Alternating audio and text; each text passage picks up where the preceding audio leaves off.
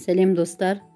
Бүгін сіздерге асқабақтан смузи жасап көрсетемін. Бізге осындай жақсы піскен екі асқабақ керек.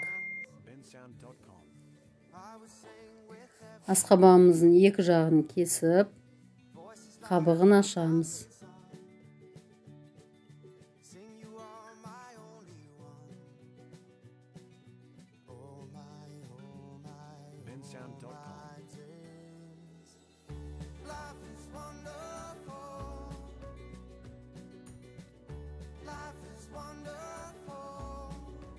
Асқабағымызды екіге бөліп алып, ішіндегі дәнектерден тазалап аламыз.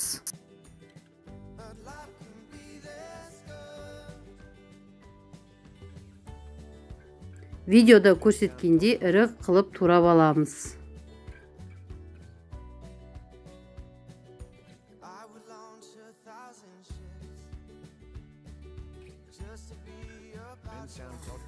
Турап алған асқабақтарымызды кастрюльге салып, үстінен су құйып, газға қоямыз.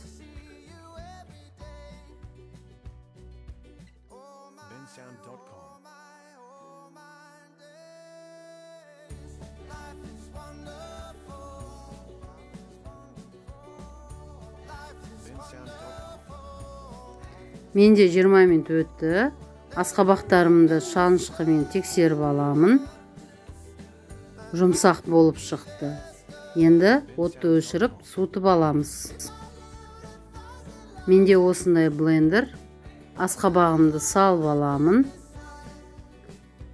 Үстінен 200 миллиграммдық стаканмен сүт құямын.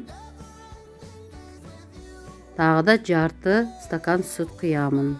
Үстінен бір қасық қант саламын. Блендермен жақсылап айналдырып аламын. Осындай қоймалжың асқабақтан смузи шықты. Жасап көрсеңіздер болады. Дәмі сондай керемет. Рецепт ұнаса, каналыма тіркеліп, лайк басуды ұмытпаңыздар.